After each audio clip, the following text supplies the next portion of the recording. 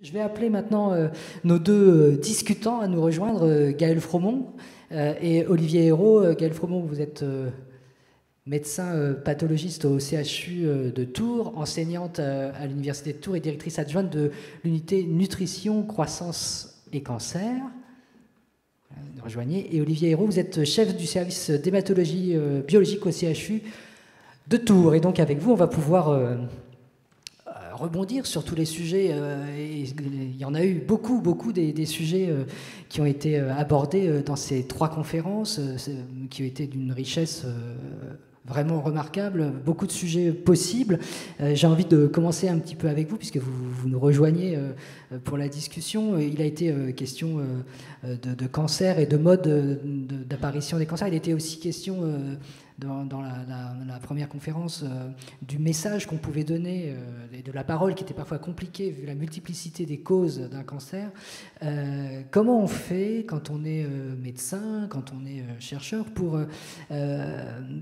donner des pistes lisibles au grand public en termes de prévention notamment? C'est bien la difficulté, parce que c'est extrêmement complexe. Olivier a bien parlé de l'interaction entre génétique et environnement, mais globalement à un niveau épidémiologique, c'est-à-dire de la population générale.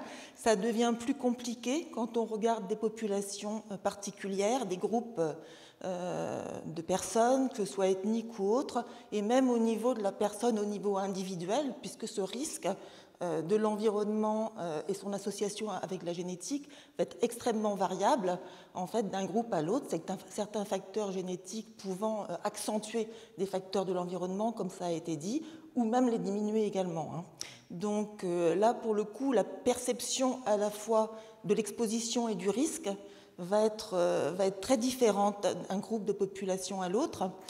La complexité est liée également au fait que le risque environnemental peut être au sein d'un même individu, manifestement aussi très variable en fonction de son âge. Je donne l'exemple de certains facteurs de risque de cancer du sein environnementaux, pas génétiques bien sûr, qui vont être des facteurs promoteurs après la ménopause et qui seront des facteurs plutôt protecteurs avant. Donc il y a tout aussi cet environnement hormonal, en tout cas pour les cancers hormonodépendants, qui va être extrêmement important.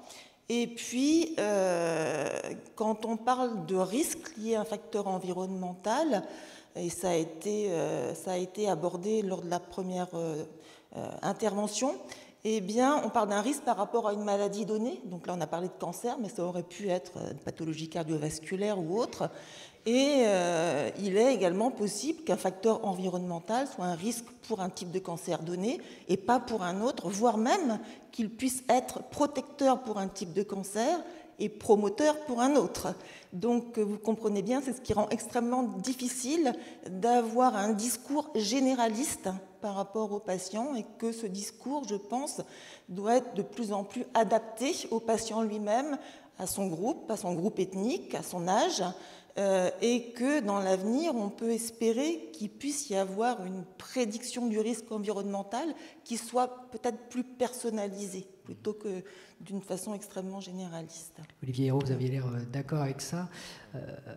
On a échangé un petit peu avant le début de la conférence, et vous nous expliquez qu'il y avait des causes visibles, mais il y a aussi des causes toutes petites, parfois des toutes petites choses qui ne sont pas forcément mises en avant et qui peuvent expliquer aussi des survenances de cancer dans l'environnement.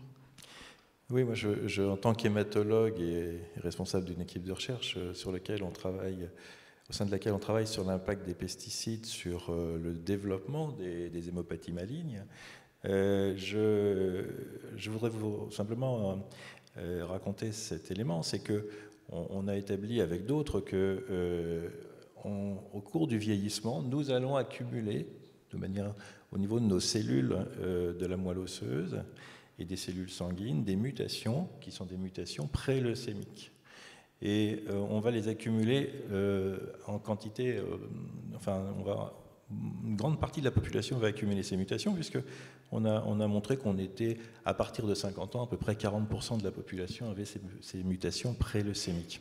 Heureusement, on ne fait pas tous des leucémies ou des états pré-leucémiques. Et donc, il y a obligatoirement des facteurs autres que ces facteurs mutationnels dans des gènes très précis qui sont impactés dans la leucémogénèse. Et on a des arguments très forts pour penser qu'il y a des facteurs environnementaux, et notamment l'exposition aux pesticides, qui pourraient favoriser chez certains la survenue de ces leucémies. Et quand on parle d'éléments en quantité faible, c'est que on retrouve, et les rapports de l'Agence européenne des produits alimentaires montrent bien qu'il existe des traces de pesticides, par exemple, dans les eaux de boisson, dans l'alimentation, et auxquelles toute la population générale est exposée, que la majorité des études qui sont faites au niveau épidémiologique sont faites pour des populations exposées à de fortes doses, notamment dans leur contexte professionnel, mais que la population générale est exposée à ces risques environnementaux. Et non seulement il est important de comprendre quel est l'effet de ces faibles doses de pesticides sur la santé, mais il est aussi important de comprendre quel est le rôle des effets cocktails, puisque la dangerosité de tels produits, évidemment, peut être beaucoup amplifiée par des associations avec d'autres produits auxquels nous sommes tous exposés. Donc si on n'a pas beaucoup d'un élément pathogène et qu'on a un petit peu de beaucoup, de plusieurs, ça peut être tout aussi dangereux. On a des éléments en ce sens qui montrent qu'on a en tout cas au laboratoire, des modifications et des cassures de l'ADN, comme on le voit dans les cancers, qui sont liées à des molécules très particulières, en particulier l'acétaldéhyde. Je ne vais pas rentrer dans la chimie, mais on a des preuves biologiques comme quoi on peut avoir sur des modèles cellulaires des impacts tout à fait délétères qui miment ce qu'on voit dans les cancers. Alors après, on a des liens de causalité à démontrer chez l'homme ensuite, parce qu'on n'est que sur des modèles expérimentaux. Mais en tout cas, on n'est pas que génétique, et on est aussi, certainement, on a un impact environnemental extrêmement majeur, ça a très bien été démontré, sur la santé publique, et eh bien, il faut aussi faire avec. Et ça interroge sur le fait, à mon avis, c'est une question de débat, mais sur le fait comment, finalement, comme c'est polluant, et cet environnement perturbé, on le subit tous, comment, finalement, le prévenir, et est-ce qu'on n'aurait pas des comportements alimentaires qui pourraient, en connaissant, via la recherche fondamentale, nous aider à prévenir sur le long terme les effets délétères de cet environnement perturbé. Professeur Debré, peut-être sur ce sujet. Alors, pour faire le lien entre nos deux exposés, il y a des matières de prévention simples en ce qui concerne certains cancers infectieux. Et en réalité, j'aurais pu poser hier la question à tous les écoliers qui étaient là, qui est aujourd'hui vacciné contre l'HPV, garçon ou fille, qui donne, on le sait, des cancers gynécologiques, des cancers de l'ORL, des cancers de l'anus et dans certains pays des cancers du pénis. C'est vraiment une solution si je puis dire, de santé publique extrêmement simple. Et aujourd'hui, en France, très peu de gens, parce que c'est un vaccin qui n'est pas obligatoire, mais qui est un vaccin recommandé, très peu de gens sont vaccinés. Alors, je pourrais demander dans la salle qui est vacciné contre l'HPV aujourd'hui. Je ne suis pas sûr qu'il y ait beaucoup de monde qui réponde positivement. De même, pour revenir sur l'HBV, donc l'hépatite, en fait, c'est aujourd'hui un vaccin qui est un vaccin obligatoire, qui a mis pas mal de temps à le devenir. Mais comme vous savez, dans cette ville de Tours, le premier vaccin contre l'hépatite a été trouvé ici par l'équipe de MOPA. Et ce qui est intéressant et assez dramatique, c'est que MOPA, pour faire ses essais, pour démontrer justement que le vaccin contre l'hépatite pouvait prévenir contre le cancer, l'a fait en Afrique. Et le malheureux est mort. La démonstration a été faite, mais après lui, la démonstration faite, personne n'a décidé d'implanter les vaccins en Afrique. Et donc il a fallu attendre 15 ans, et en particulier la Fondation Gates, pour qu'on arrive à ce moment-là à recommander le vaccin contre l'HBV, donc contre l'hépatite en Afrique. Donc, ce que je veux dire par là, c'est qu'il y a certes toute une série de mesures, et d'autres qui sont difficiles sur le contexte de multiples facteurs du cancer, mais il y a des choses assez simples qui sont des prémunitions contre certains cancers infectieux qui pourraient être faites beaucoup plus que ça n'est aujourd'hui. J'ai une première piste de réponse. En entendant votre conférence, Olivier Cusneau, je me disais, est-ce qu'il y a des cancers dont la fréquence a augmenté de façon notable? Est-ce que c'est le sentiment qu'on a dans le grand public? On se dit qu'il y a plus de certains cancers qu'on en voyait avant, de types de cancers, notamment peut-être le cancer du sein. Est-ce que c'est documenté et est-ce que vous voyez des causes à cela? Alors, il y a un suivi très régulier de l'incidence des cancers en France comme dans d'autres pays. Les cancers qui augmentent aujourd'hui le plus sont ceux qui sont des cancers liés en particulier à la surcharge pondérale. Dans mon domaine, il y a le cancer du rein, il y a aussi une augmentation du cancer du pancréas, par exemple. Il y a une augmentation, alors qu'il y a une baisse du cancer, par exemple, du poumon chez l'homme et une augmentation chez la femme. Là, on rejoint un petit peu les notions de prévention, parce que c'est vrai au tabagisme. Voilà, on s'intéresse souvent aujourd'hui sur le plan scientifique à des risques attribuables qui sont faibles. Hein. On parle des pesticides et autres, donc qui ont certes un impact, mais qui est largement inférieur à celui du tabac, inférieur à celui des infections à papillomavirus. Et aujourd'hui, on a des jeunes, une grande partie de la population qui va s'offusquer, entre guillemets, des pesticides. Donc c'est bien de s'y intéresser, mais qui va fumer, qui va en fait ne pas être vacciné contre l'HPV, alors que le risque en fait attribué du cancer, il est complètement disproportionné entre les deux. En même temps, alors oui, effectivement, ce que vous voulez dire en fait, c'est qu'on surinvestit peut-être sur des causes qui sont en fait mineures, mais qui sont peut-être par contre des causes émergentes qui n'existent, dont on n'avait pas conscience avant peut-être. Voilà, mais qui a un rôle aussi entre guillemets dans la médiatisation, où ces choses sont entre guillemets à la mode et modernes, et des choses plus établies entre guillemets comme le tabac qui est rabâché, ou pour tous les débats qu'il peut y avoir autour des vaccins qui sont en fait protecteurs contre HPV ne vont pas être entre guillemets pris en cause. On va s'intéresser à des choses qui sont beaucoup plus minimes en termes de risque. Donc il y a une distorsion dans la perception du risque et la réalité en fait. Alors, avant de reprendre, je vais faire un petit tour du côté de la salle, voir s'il y avait des questions. Oui, il y avait des questions peut-être sur ce sujet. Mademoiselle.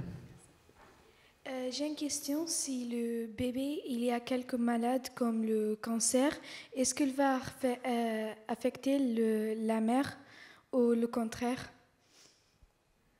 Donc les relations fœtus-maman, c'est ça l'idée ou...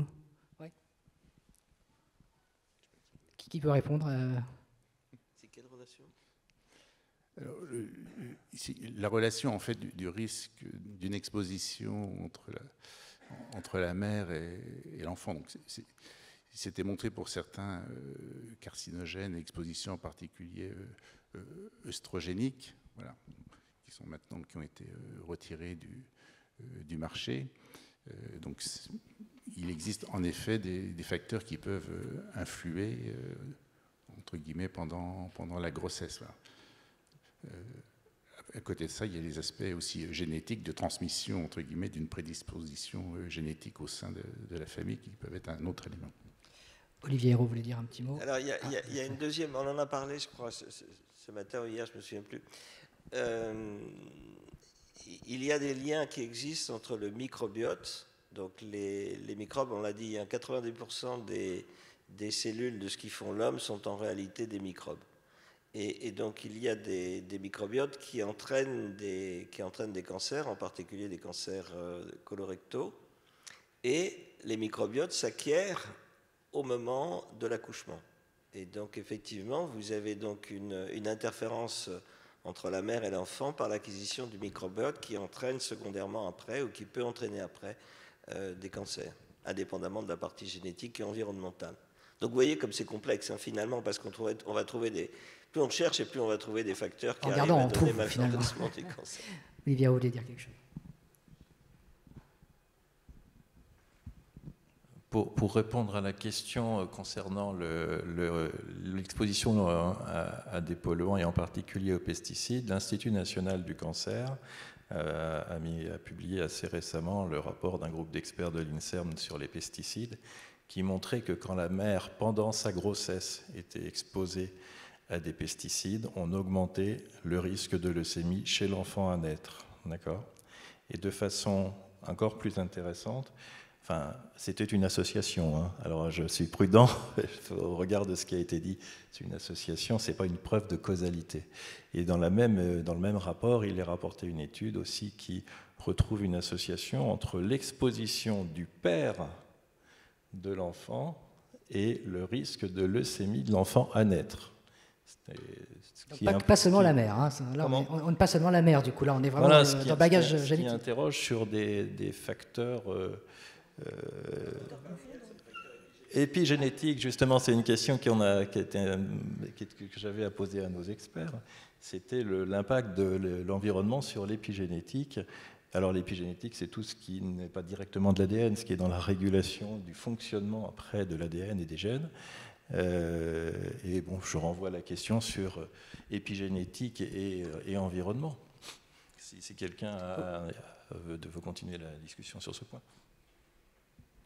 Je sais pas, je crois qu'il y a déjà eu une session hier sur l'épigénétique.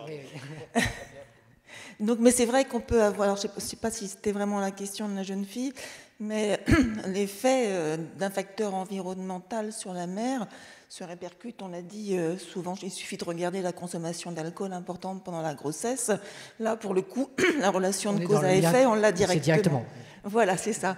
Il y a l'impact via, effectivement, l'acquisition, la transmission de marques épigénétiques. Hein, on a également parlé de ça. Et puis une sensibilité aussi, peut-être parfois plus grande d'un fœtus par rapport à un autre, en fonction de son patrimoine génétique. Alors c'était l'autre aspect sur lequel je voulais qu'on revienne. On n'est pas tous égaux face au cancer, ni même face aux épidémies. Alors l'est-on d'ailleurs, enfin, je mets un point d'interrogation, mais il y a une part malgré tout de singularité dans la survenance de ce genre de maladie, je veux dire, individuelle.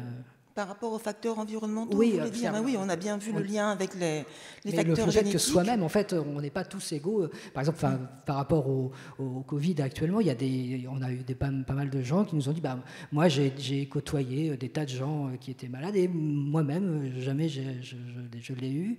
Des gens qui auraient été plus protégés que d'autres. Alors, est-ce que c'est de l'ordre du sens commun, de la fake news, ou est-ce qu'il y a une part de réalité derrière Pour le Covid, c'est sûr qu'il y a des facteurs protecteurs pour certains patients qu'on ne connaît pas forcément encore toujours très bien, mais je vais peut-être laisser Patrice. Peut-être Patrice Debré peut nous répondre là-dessus. On n'est pas tous égaux, et certains diront heureusement en fait, parce que si on était tous égaux, on pourrait être détruit par un seul virus ou un seul microbe. Mais ce qui est intéressant, c'est de savoir quand on s'est aperçu qu'on n'était pas égaux. Et assez curieusement, ce sont des découvertes qui datent de la Deuxième Guerre mondiale. Et c'est Hitler qui a provoqué ce type de situation en demandant aux savants allemands à l'époque comment ils étaient capables, ou comment on pourrait être capable de créer une race aryenne qui pourrait résister à toutes les maladies. Et en fait, la question se posait parce que devant certaines invasions à l'Est, ils avaient été décimés par des épidémies.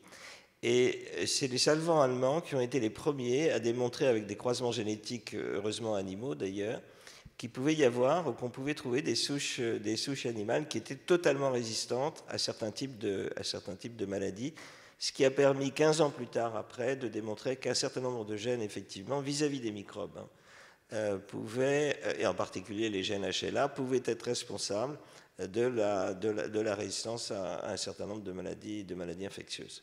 Donc cette notion-là de l'inégalité génétique vis-à-vis des maladies, en particulier des maladies infectieuses, vous voyez, une notion qui date du milieu du XXe siècle. Olivier Hérault. Il y avait Pour une question justement à Patrice Debré, compte tenu de ce que vous avez montré sur les épidémies, les grandes épidémies, je pense à la grande peste au XIVe siècle qui a tué 50% de l'Europe, est-ce qu'on peut imaginer qu'on ait finalement à l'échelle de la population mondiale et sur l'histoire une amélioration finalement des défenses, pour être très large, de la population humaine, de l'être humain vis-à-vis de ces risques pathogènes ?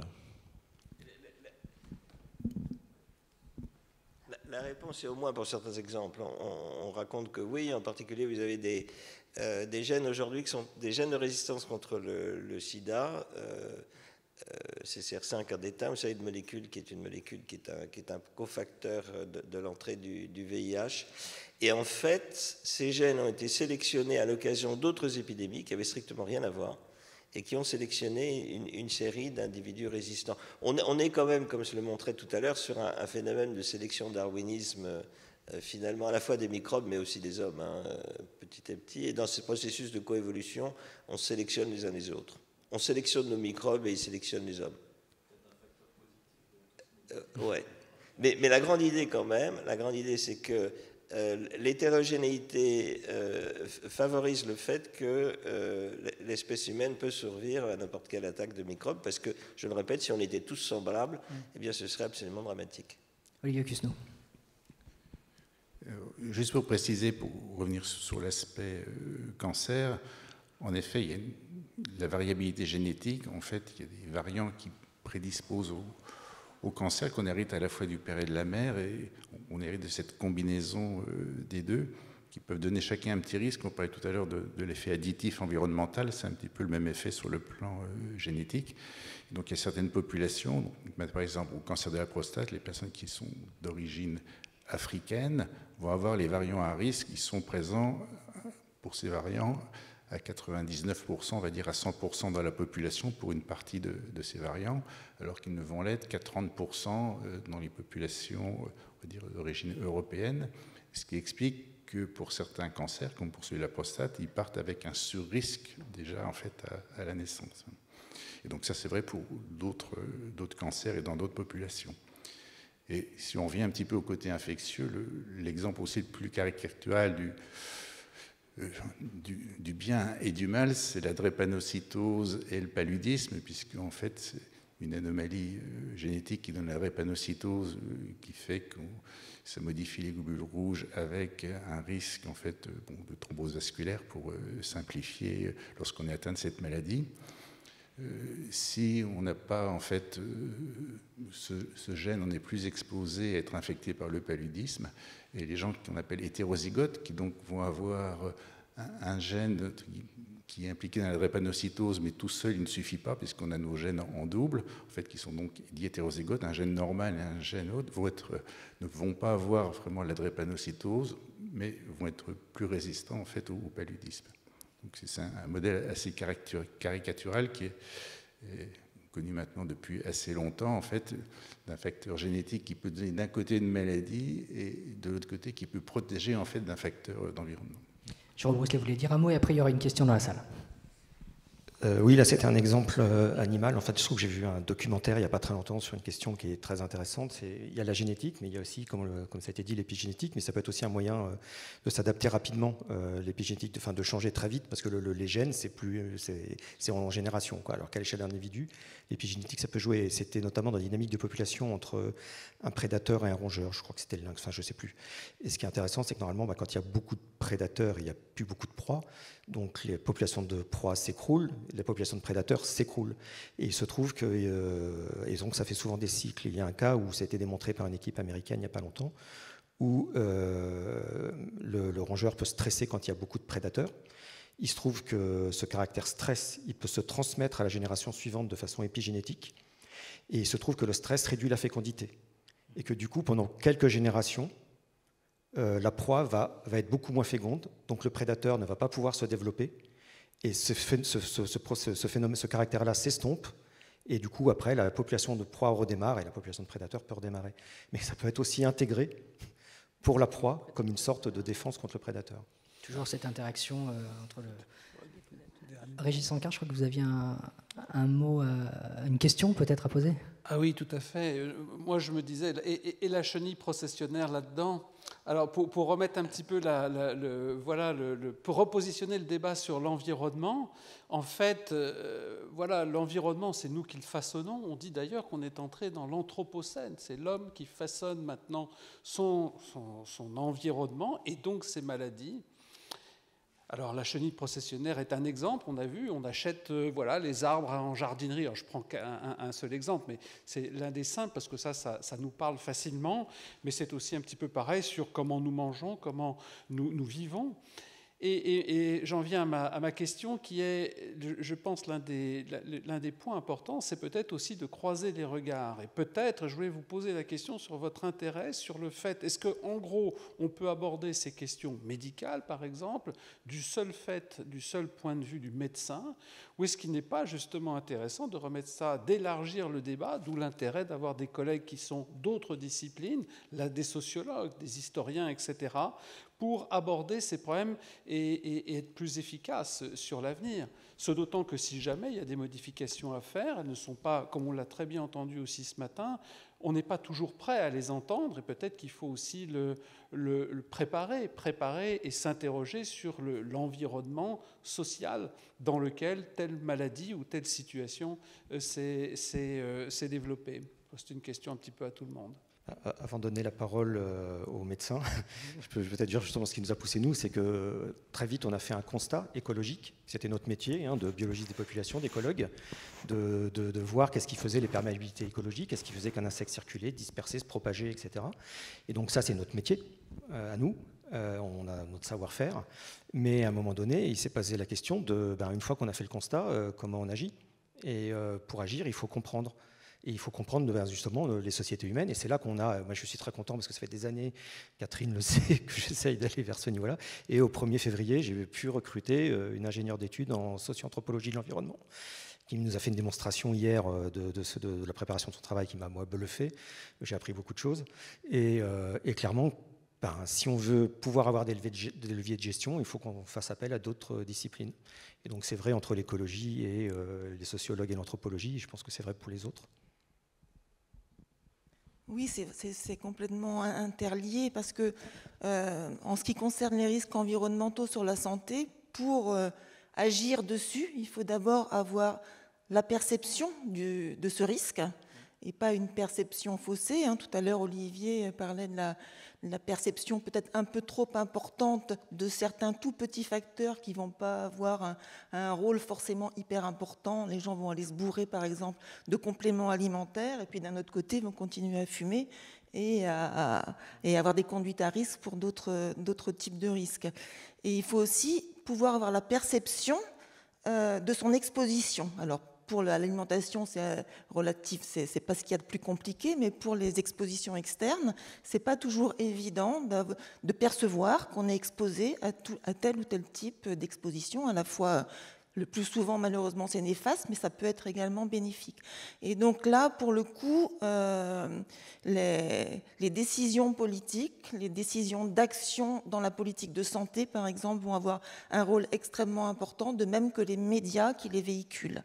Et là, on voit bien qu'on parlait tout à l'heure de phénomène de mode, mais c'est vraiment ça, quoi. Alors, on a eu là, récemment, avec la conduite de la crise du Covid, un exemple de co-direction entre un comité scientifique qui donnait des indications et qui était quand même et avec une direction politique qui était assez liée finalement, enfin qui suivait quand même et qui s'en est après détaché, mais où on avait vraiment, oui, un copilotage pratiquement d'une crise entre un comité scientifique, donc des scientifiques, et le politique. Est-ce que ça vous semble être un modèle qui pourrait se dupliquer, qui pourrait servir pour d'autres types de crises ou de problèmes de santé publique, ou est-ce que c'était vraiment lié au côté vraiment le pandémique prototype s'appuie sur des faits scientifiques, fort heureusement, mais la notion en dehors, même au-delà du politique, le culturel, je vais vous donner un exemple. Là, on commence actuellement un programme de recherche sur l'effet du chlordécone, qui est un polluant aux Antilles, sur les bananeraies et cancer de prostate, et pas que sur des effets avérés sur l'incidence ou surtout l'agressivité, parce que dans certains types de cancers, c'est plus le côté association avec l'agressivité plutôt que l'incidence qui est important.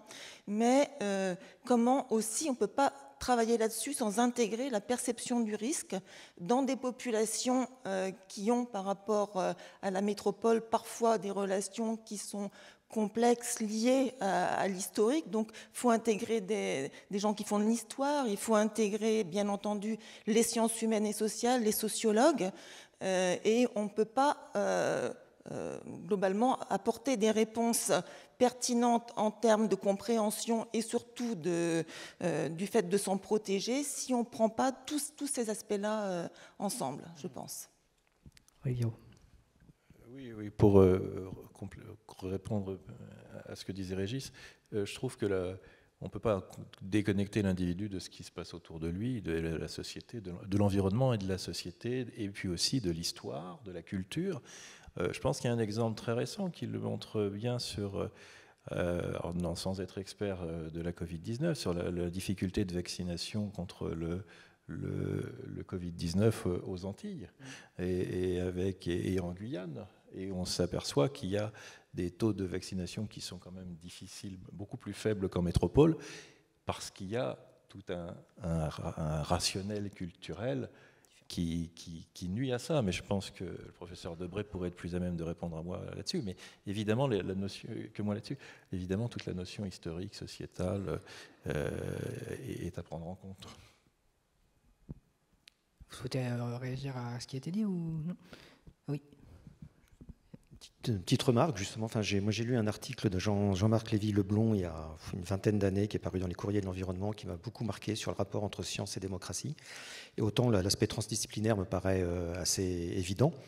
Par contre, ce serait de l'obscurantisme de ne pas écouter la science et de notre côté, de ne pas éclairer le choix public. Par contre, il faut quand même être conscient qu'on se prononcera toujours en relative ignorance, et cet article insistait là-dessus, et qu'il y a donc toujours une place pour le processus politique et démocratique que l'expert ne peut pas remplacer non plus. Donc l'expert, il doit éclairer, apporter la connaissance, et ne pas l'écouter, c'est tomber dans l'obscurantisme, mais on devra toujours faire un pari sur l'avenir et se prononcer en relative ignorance. Voilà. Oui.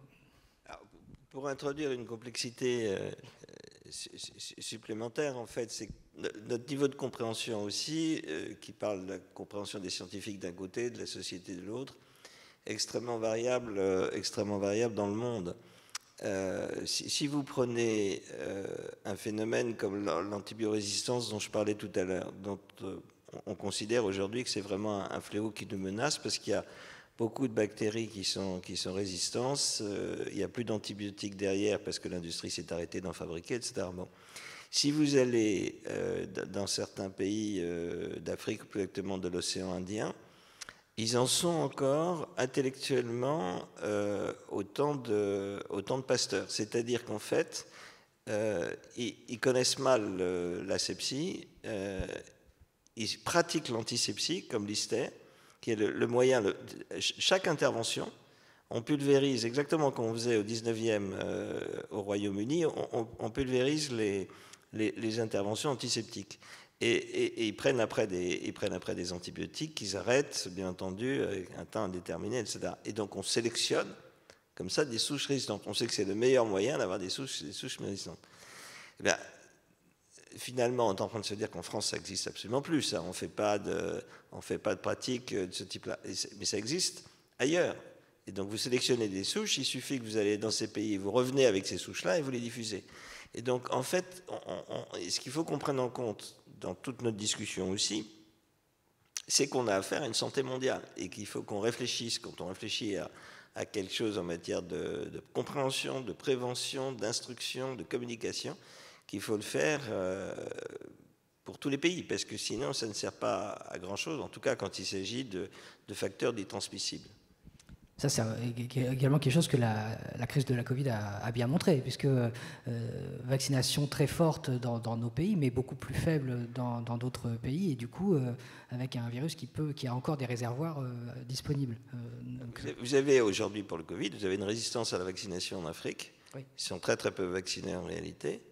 Cela dit, ils semblent curieusement aussi moins atteints que chez nous, pour des facteurs qu'on explique pas complètement, même s'il s'agit d'individus plus jeunes, qui ont probablement des facteurs de transmission qui sont peut-être différents des nôtres, etc., qui visent plus à l'air extérieur. Mais si je disais ça, c'est parce que je pense que dans toute notre discussion, et en particulier sur finalement le rôle de notre environnement, il n'y a pas un environnement, il y a des environnements, et les environnements du monde, c'est une pléthore et des choses. Voilà. Je me retourne vers la salle parce que je ne voudrais pas qu'on reste. Est-ce qu'il y a des... Je ne voudrais pas passer à côté de questions si vous en avez. Oui, madame. On va vous apporter un micro.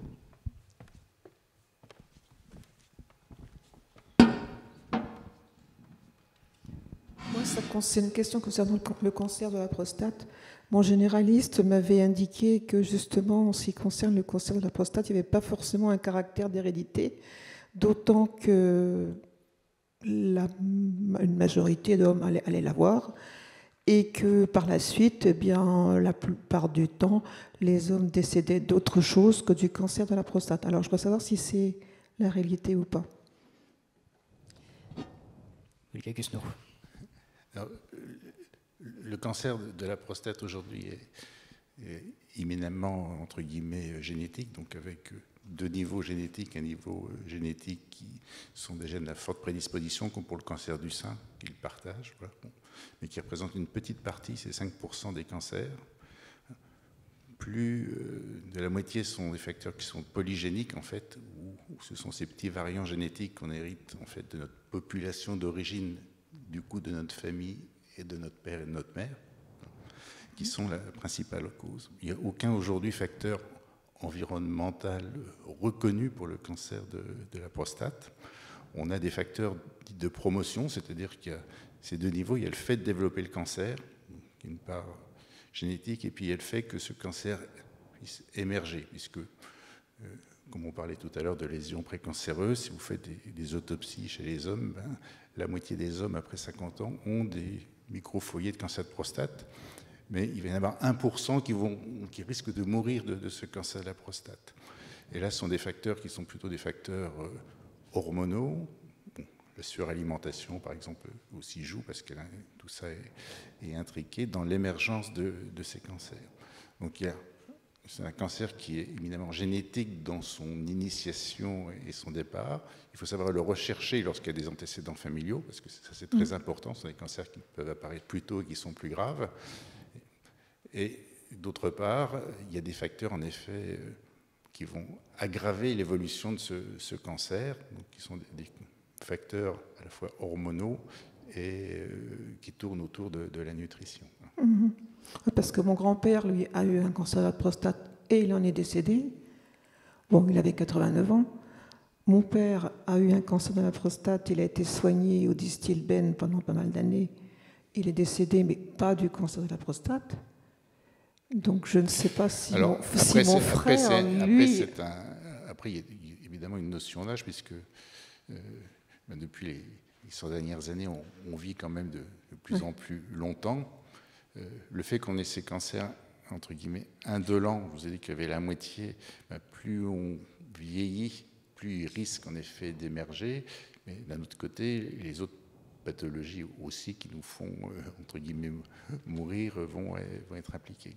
Et donc l'allongement de l'espérance de vie fait qu'aujourd'hui, on prend plus en compte quand même les cancers de la prostate. Un cancer de la prostate à 70 ans qui intéressait peu de monde, je dirais, il y a 30 ans. Aujourd'hui, il y a une espérance de vie qui est tellement importante qu'il faut en effet s'en préoccuper. Voilà. D'accord, merci.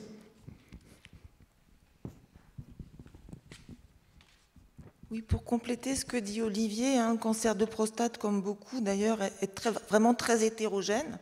La majorité de ces cancers va être ce qu'on appelle indolents, c'est-à-dire qu'au moment où on les diagnostique, on n'est même pas forcément obligé de les traiter activement. C'est ce qu'on appelle le principe de surveillance active. On surveille et puis on traite si ça s'aggrave.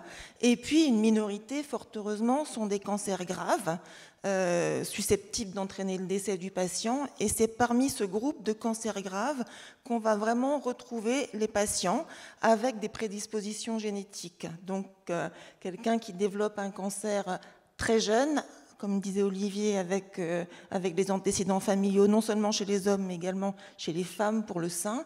Donc là, il faut vraiment, pour le coup, donc il n'y a pas un cancer de prostate, mais il y a des cancers de prostate. Voilà pour cette réponse.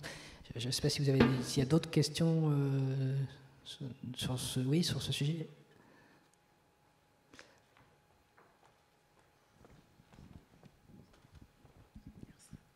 Oui, donc c'est une question sur YouTube qui vient de Myriam. Donc elle nous dit, lors de son intervention, le professeur Cusneau a parlé de sciences journalistiques. Or, dans les médias, on entend régulièrement parler d'épidémie de cancer. Épidémie de cancer pédiatrique, de cancer du poumon chez la femme. Que pensez-vous de l'usage de ce terme dans ce contexte? Ça vous fait sursauter, en tout cas.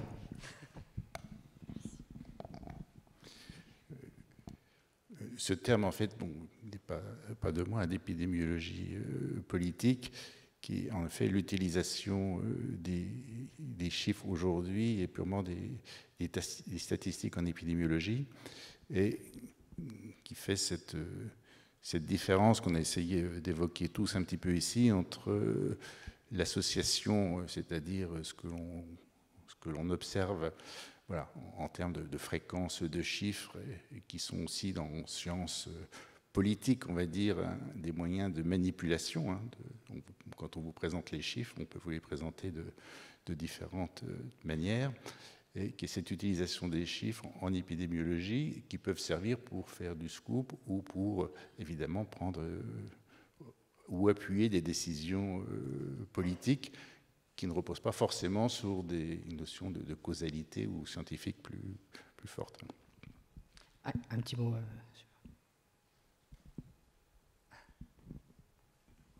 Oui, pour répondre aussi à la question, là, je trouve qu'on a tendance à utiliser le mot épidémie de façon peut-être un peu abusive, parce que peut-être que la notion d'épidémie renvoie plus vers l'infectiologie et la notion de contagiosité.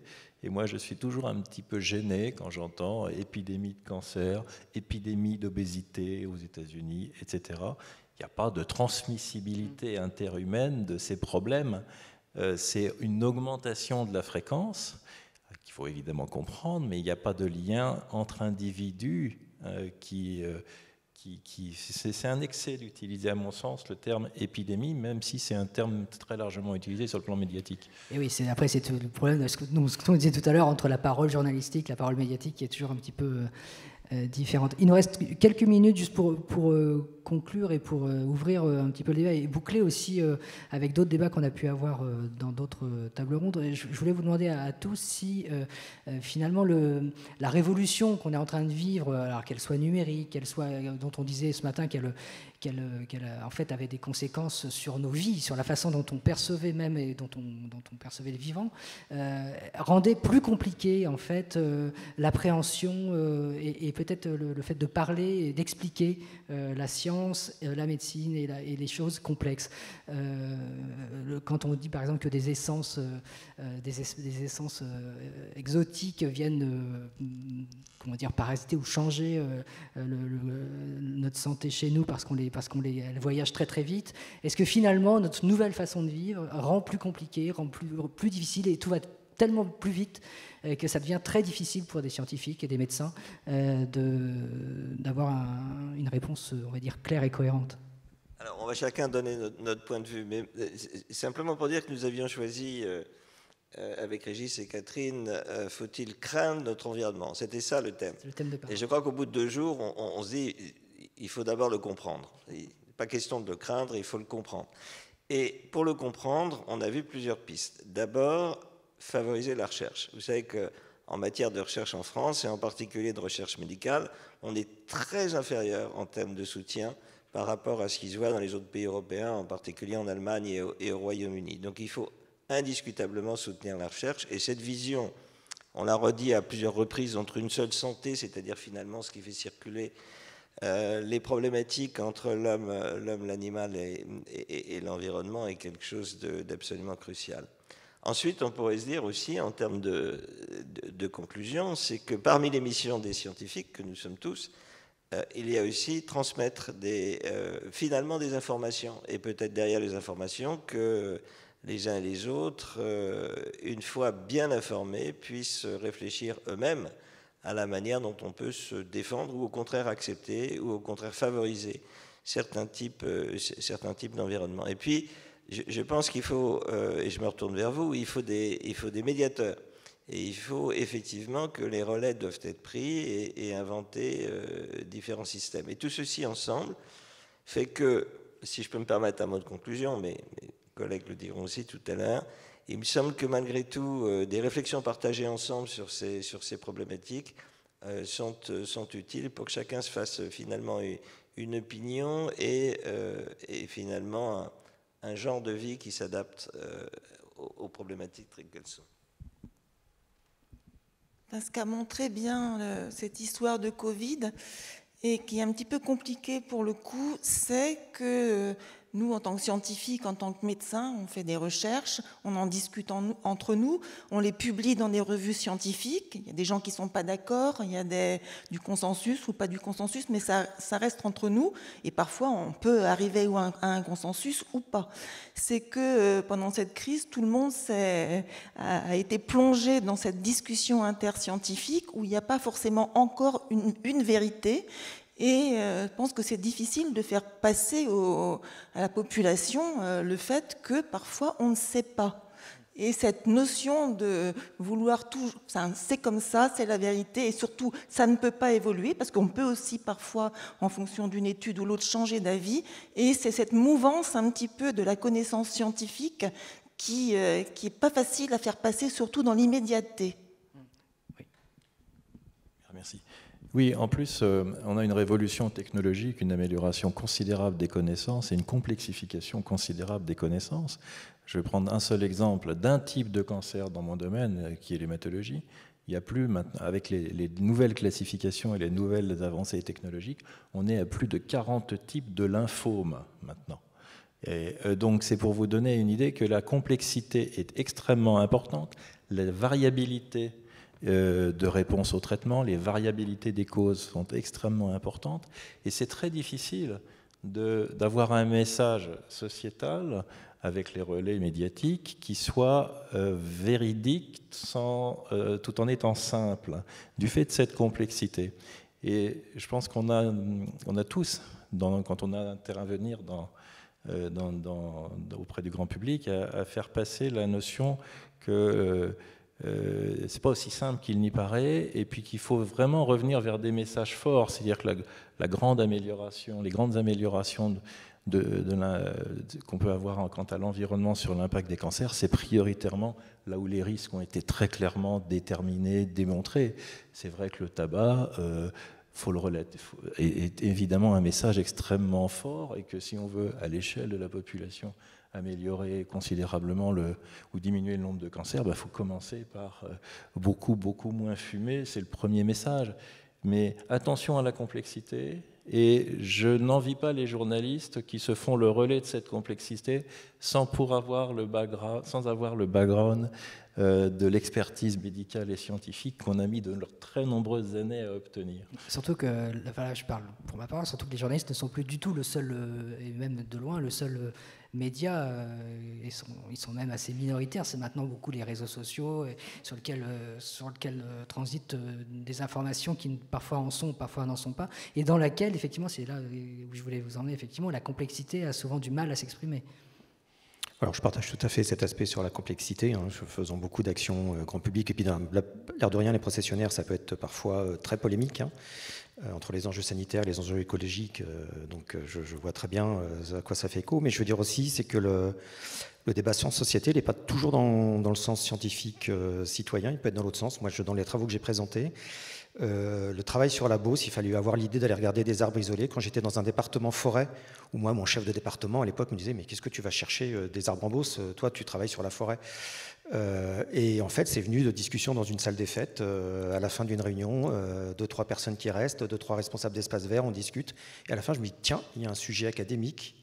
Il y a un sujet sociétal que moi je peux transformer en question scientifique. » Et la question sur la phénologie, j'ai montré le rôle du changement climatique sur la phénologie des processionnaires du pain, c'est venu avec des gestionnaires, c'est des discussions avec des gestionnaires qui m'ont fait penser à ça. Donc ça peut aussi être dans ce sens-là. Et après, sur une note d'optimisme, il y a les outils numériques, j'ai bien entendu, je partage tout à fait, ayant des enfants aussi, sur ce que ça peut poser comme problème. Moi, je verrai aussi le côté optimiste, c'est comme un marteau, ça peut servir à taper sur la tête de son voisin ou à enfoncer un clou. Moi, aujourd'hui, je vous parlais de la matière noire de la biodiversité. Pour moi, aujourd'hui, le numérique, l'électronique, c'est aussi des outils formidables qui me permettent d'observer le vivant comme on n'a jamais été capable de le faire. Moi, on travaille maintenant, par exemple, avec des pièges connectés. J'arrive le matin dans mon bureau, je sais combien de papillons ont volé la nuit d'avant en Bulgarie. Et je peux comparer avec l'île de Ré, je peux comparer le climat. Il y a 5 ans, je ne pouvais pas faire ça. Donc il y a aussi, dans le numérique, le technologique, il y a aussi des outils. Et encore une fois, un marteau, ça dépend ce qu'on en fait, quoi. C'est un petit peu comme vous disiez dans votre intervention, la biodiversité, elle est point, et notre environnement numérique, il est point aussi. Il n'y a pas trop de pièces à y mettre, comme disait ma grand-mère. Peut-être un dernier mot, Olivier Cusneau, avant qu'on rende l'antenne, si on peut dire. Non, juste pour en effet dire que l'aspect réseaux sociaux et l'aspect immédiat et un petit peu scoop, en fait, de l'information qui va être la plus reprise par tout le monde, et un effet pervers, qui renforce un petit peu aussi pour les plus jeunes de travailler l'esprit critique, en fait. Et aujourd'hui, c'est une discipline qu'on avait un petit peu dans l'enseignement avant, et c'est vraiment un point majeur de pouvoir éduquer en fait les plus jeunes à cet esprit critique de l'information dans le contexte actuel, puisqu'en fait c'est cette évolution-là, et il faut la gérer, et il faut apprendre en fait à filtrer les informations aussi. Je pense que ça pourrait être un très très bon mot de la fin. Je vous remercie beaucoup à tous d'avoir participé à cette table ronde. Merci à vous de vos questions et de votre attention.